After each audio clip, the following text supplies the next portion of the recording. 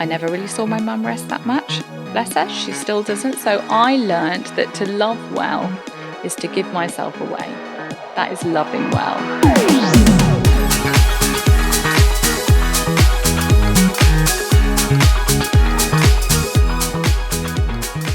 So we're here in celebration of Mother's Day. We're going to be talking about mothering the mother.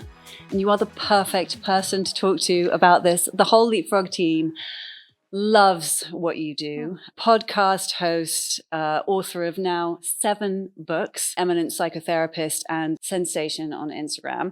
What does it mean to be a mother or even a mother figure in 2026? Oh, you know what? My first thought is it's exhausting. I think people are just so tired. I think people are working so hard to keep all the balls in the air, trying to find more ways to multitask, more ways to tick all the boxes, to do everything brilliantly. We've got more parenting books than ever before, things to tell us how to do it right. You know, we've got streams of social media showing us where to place the bar. And I just think it's too much. I think we're all feeling frazzled, either on the inside, trying to kind of look like we've got it all together, or just completely frazzled on the outside as well. So I think that's kind of what it feels like to be a mum at the moment. And I think I'm really, really passionate about finding ways to just lower the bar a bit, allow ourselves to be more human and valued within it all. Yeah. And this is very much to do with the time that we live in. As you say, it's an incredibly distracting, overstimulating, overwhelming world. So, where have we gone wrong and how do we get back on track? Oh, it's such a good question, isn't it? And I think often what we do is we pile on the pressure even more. So we might snap at our kids, we might drop the ball at work. And what do?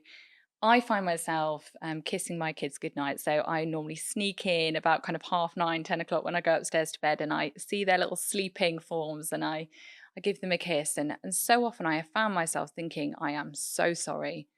I'm going to do better tomorrow. I'm going to try harder. I'm going to snap less. I'm going to be more present. I'm going to do better. And I think that's often what we do, is when we feel like we've missed the bar and we feel like we've kind of let someone down, or we feel like we've dropped the bar, our response is to just promise ourselves that we're going to do more. We're going to try harder. We're going to find more tools. We're going to, just find more capacity, when actually I think what we really need is to find ways to go gentler on ourselves, to find ways to lower the bar, to find ways to seek more supportive tools that help us meet the needs that we so often overlook. So instead of going harder, we need to go gentler. And I think, there's such a difference in that. But we are, I think culturally just, right, dig deep, crack on, find more tools, when actually we need more compassion, we need more gentleness. We need to find ways to slower our pace. We need to find ways to lean on others rather than just be the answer to kind of everything that is going on around us. So how do we do that? We're human, we snap. What I try to do is as soon as I can is just to apologize. I think that in itself is so incredibly powerful. I think so many people listening to this and maybe ourselves too can look back into our own childhood and ask ourselves, did we ever hear a parent say sorry? Did we ever hear a parent or feel them get down to our level and say, you know what, that wasn't your fault? I'm really tired, or I'm really stressed, and put language to their own experience so that we know as children it's not our fault. So I think, sometimes we need to give ourselves credit for the fact that we are trying to parent in a way that we weren't parented, because we know so much more. And that takes a huge amount of energy and intention to give what you weren't given and what you weren't modeled. So I think we need to celebrate what we're doing. We've kind of got a foot in one experience of parenting and a foot in this camp where we're trying to do things differently. And so just even acknowledging the resource that takes to be intentional is such an amazing thing to do. I think something else that we can do is, as you say, kind of rushing around and putting on the pressure, is literally slowing down. I am often on the motorway, dropping my kids off at school, and there is sometimes one of these drivers that is just kind of doing some very dodgy moves, a bit of undertaking, just really getting up close, and you feel their impatience. And then you get to the traffic lights down the road, and there are only one car in front of you. They've done all of that dodging and putting themselves at risk and other people at risk, and they have been stressed at the wheel and they've gained nothing.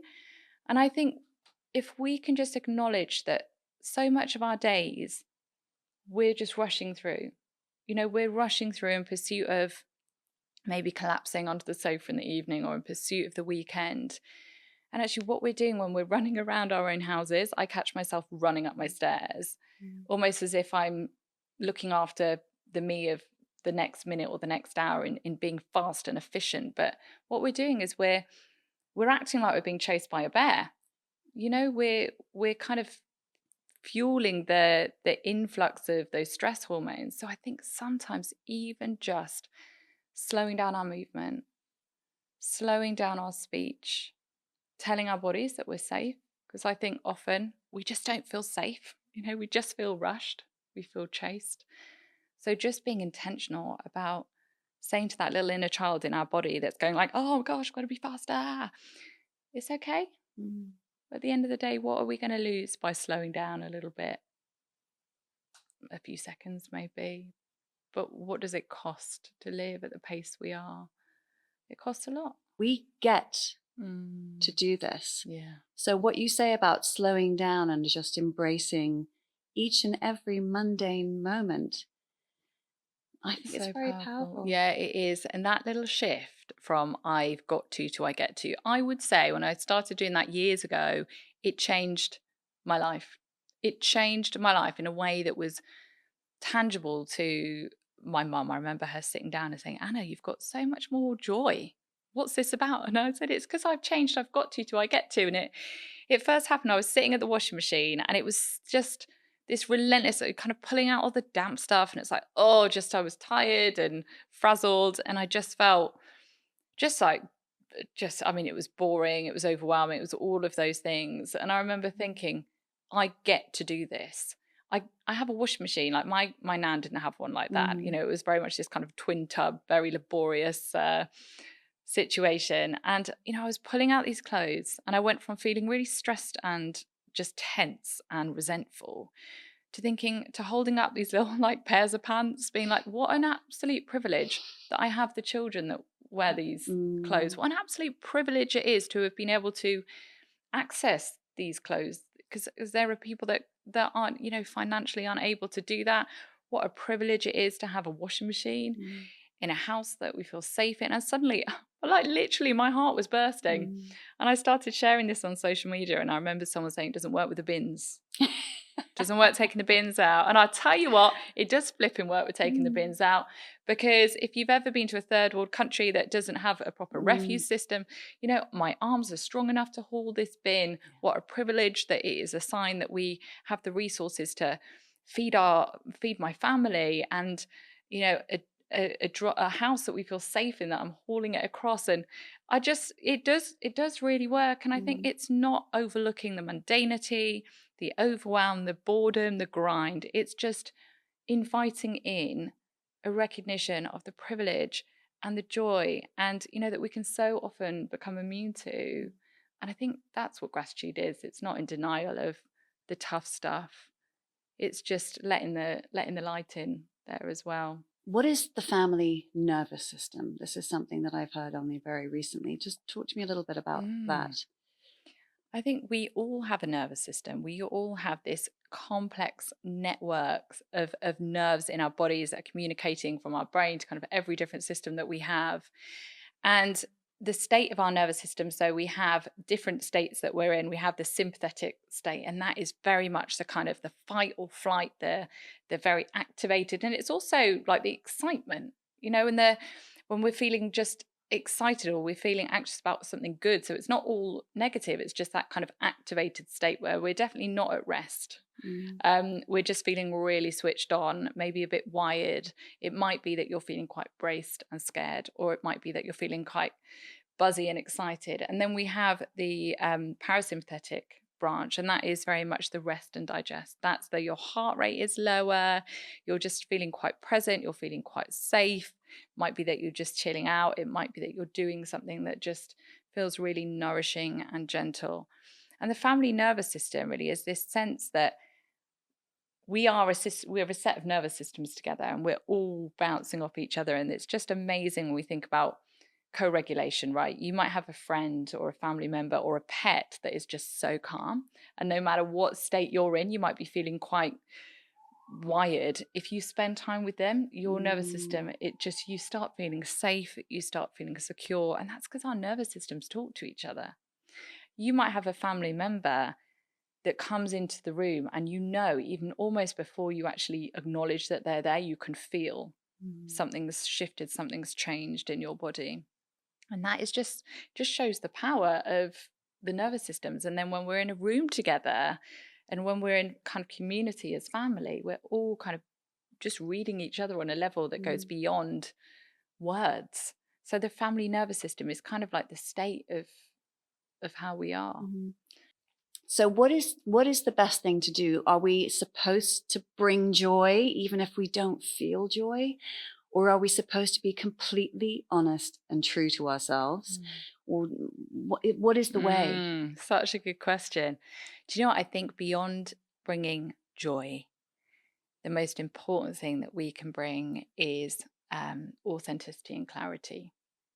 So I think when we pressure ourselves to bring joy and we're not actually feeling that joyful, there's a difference then between how we're acting and the lived, like how we're actually feeling. And if anything, that is the confusing thing, because I call it my Mary Poppins voice at home, and I might put on this kind of like, right, kids, let's go, everything's okay. And inside, I am like raging, and they hear the one and experience the other. And there's that disconnect there that we might think we're fooling everyone, but actually it's confusing.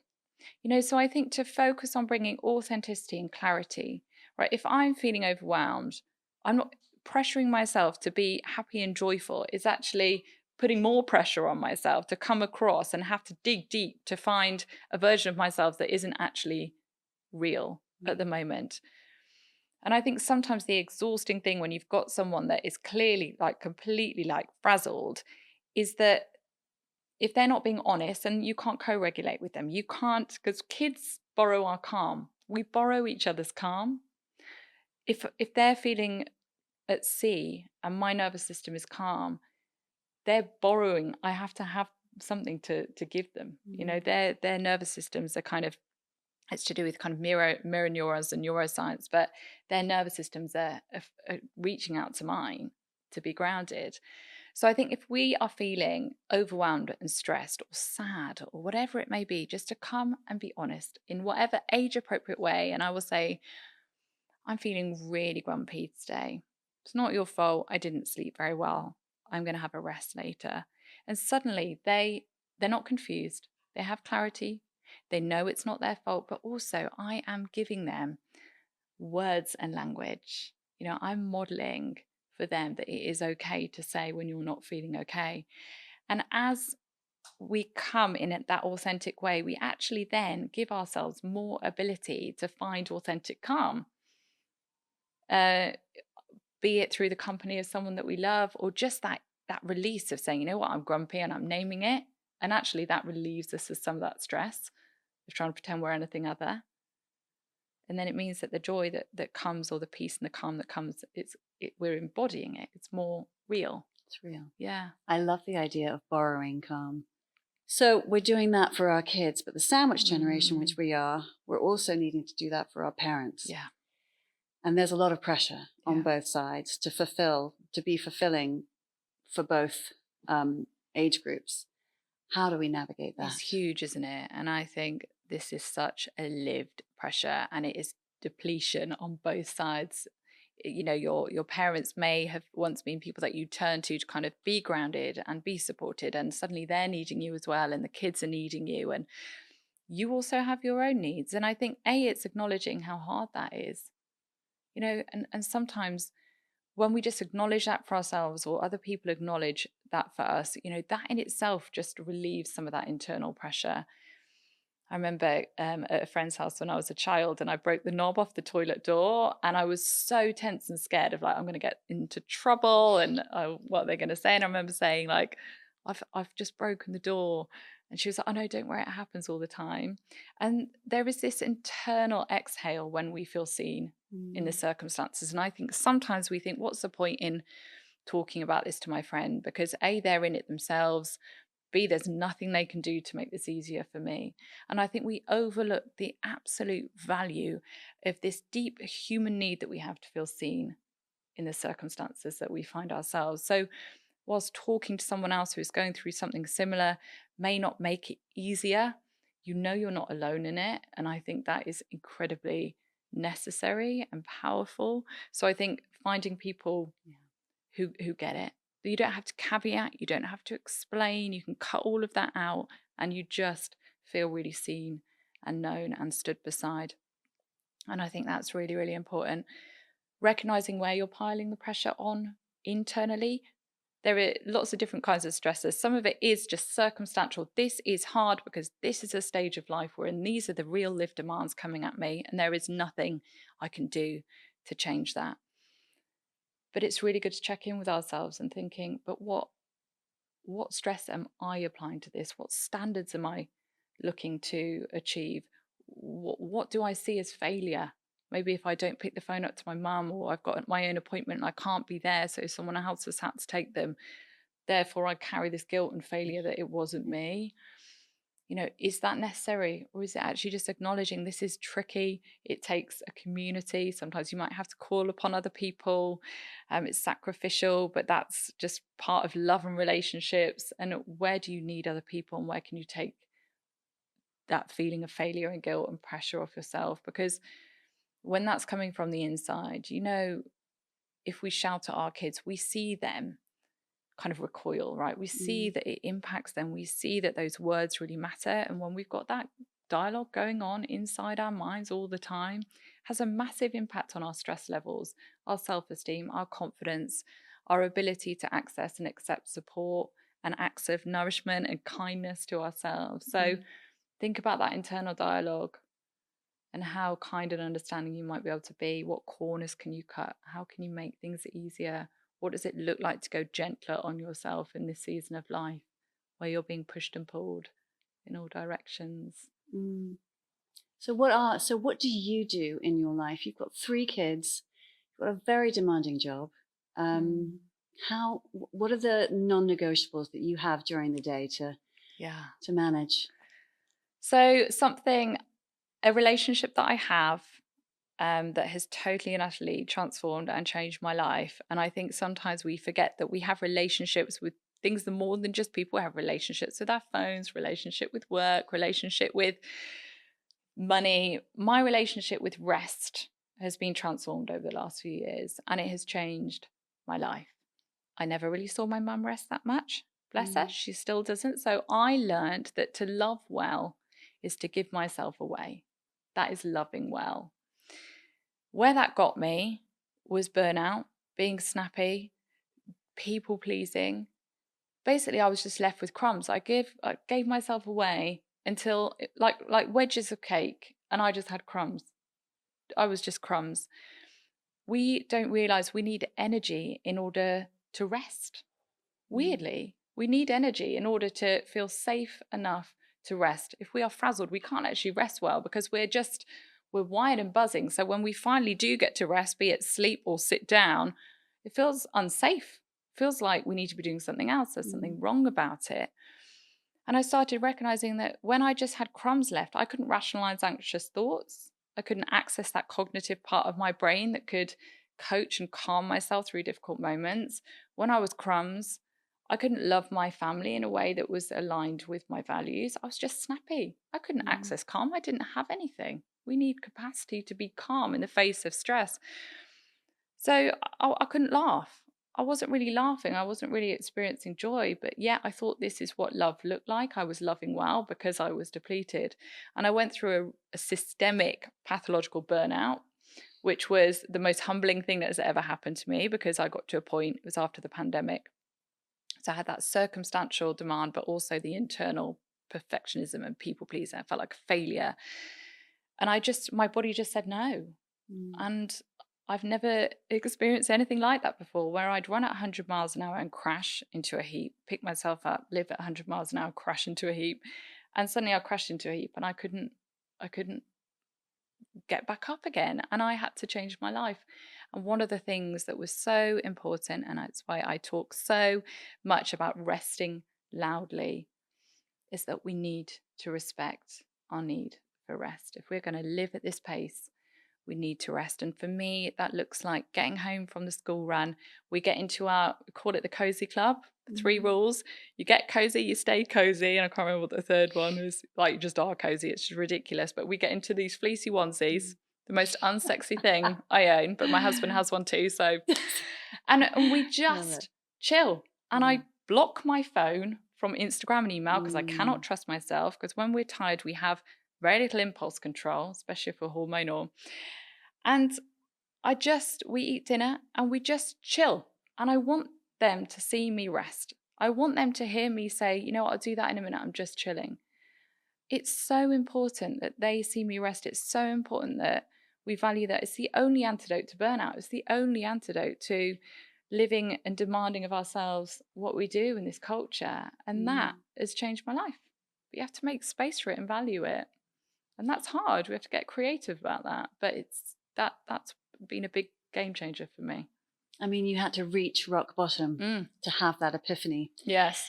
So we have these 3 products, and Immune, Focus, and Snooze. We started with Immune, and I think one of the amazing things that an immunologist told me at the beginning when I launched it, he said, in order to really support your immune system, just even just going on a holiday, you will double your immune cells, because suddenly you relax, you rest, you give your body some time. He said they have measured immune cells and they've seen people's immune cells double in that time. For you, it's getting into your onesie. It with your family, it can actually physically change your immune system. Yeah.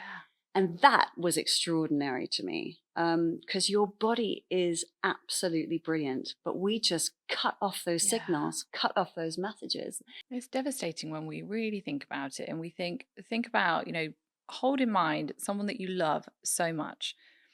And if they were to say, can I have some water? No. Can I have a hug? No. I'm hungry. Can I have some food? No. And if we carried on like that, that would be neglect. In fact, in many forms, it would be abusive neglect. And I think, what would it do to their sense of self, their confidence, their identity, when they're looking to us to say, am I good? Am I okay? Am I valid? Am I valuable? And that's what we're constantly doing to ourselves. So, when I once did something on social media and I said, what one small thing are you going to do for yourself this week as an act of care? And people said, I'm going to brush my teeth. I'm going to have a shower.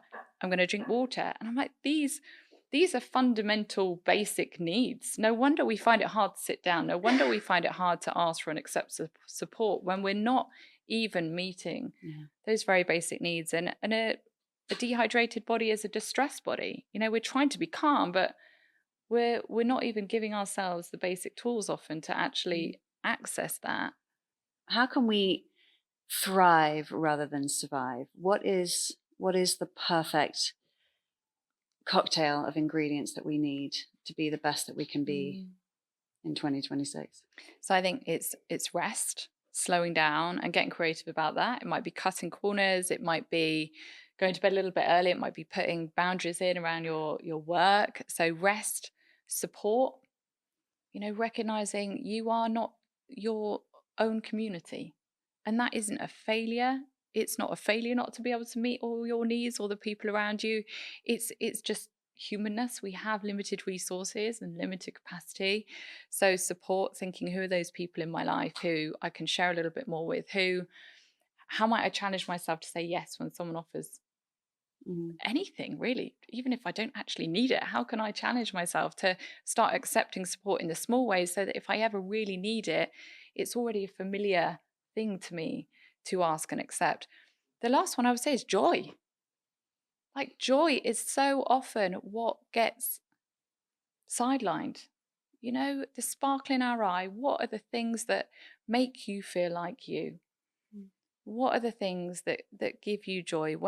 Because I honestly think, we want to love well, but being able to access our joy is just such a powerful way to do that. And what a sad thing when we just haven't laughed in a while and we haven't been able to enjoy the things in life that we have worked and are working so hard to love well, and we're not experiencing that. And I will say that the sparkle in my eye that I lost when I was burnt out and just I was just crumbs, seeing that return and seeing the impact that it had on my family, when people that we love see us with the sparkle in our eye, they just, it has such an impact on them. It is such a wonderful thing. It makes them feel safer than any script out of any book that I could regurgitate in a stressed moment to them. And also, we deserve to experience joy in the lives that we are working so hard to give and love well in. So that's making me smile, because that's really, what I'm hoping to infuse the brand with, those tenets. You are. They sit underneath my makeup in my drawer where all my hairspray and stuff is. And it's that moment of just turning in to yourself in the way that you are constantly doing all day to everyone around you and thinking, what is it that you need? What do you need? Do you need some immune support? Have you got a bit of a sore throat? Have you got a big work day? Do you need some focus? Are you tired and wired? Do you need some support into sleep? And it's just thinking, what is it that you need? Do you need a drink? Do you need a chat? Do you need a good rest? And it's, taking that moment to just ask yourself, what do you need? Ask that little girl inside of you that we overlook, what do you need? What do you need? It's so powerful. Thank you so much. It's been, we've mothered the mother today. I think we really have. And I hope that there's a lot of supportive wisdom in there. Slowing down, speaking to yourself as you would your best friend, and taking help when you need it, listening to your body when it gives you very strong signals. So thank you. Thank you for having me. I've loved it.